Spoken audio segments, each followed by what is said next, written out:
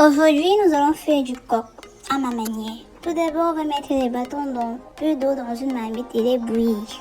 Là, ensuite, on rince les noix qu'on va directement mettre à feu doux pour qu'ils puissent bien ramollir. Ensuite, on va mettre les arachides dans une poêle toujours à feu doux afin que ces arachides puissent griller vraiment très légèrement. Ça ne doit pas être trop grillé. Voilà à quoi ça ressemble. Puis, on va les écraser.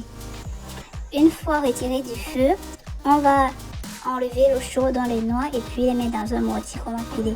Mais d'abord, dégustons un peu. Moi, j'aime bien les noix bouillies. On pile vraiment très fermement afin de bien enlever les peaux. Puis on met de l'eau et on rince comme vous êtes en train de voir là. On rince bien. Puis on presse pour enlever les déchets. Vraiment, il faut bien presser.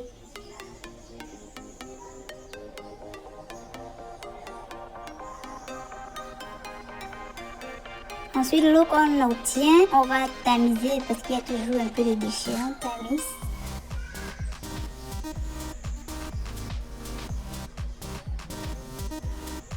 Faut pas tout mettre, il y a les déchets juste en bas du mortier. Oui, il faut tamiser. Et puis avoir une casserole en bas afin de conserver le jus. On va verser dans la marmite. Bon, on mange un peu d'arachide, moi j'aime bien ça.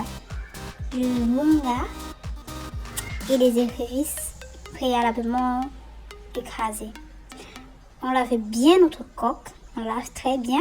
Puis on va l'introduire dans la marmite avec de l'huile, comme on a fait préalablement. On verse de l'arachide après avoir bouilli 30 minutes à 40 minutes avant, bien sûr. Puis voilà le résultat. Tourne bien. On dirait que c'est prêt, mais c'est pas encore prêt.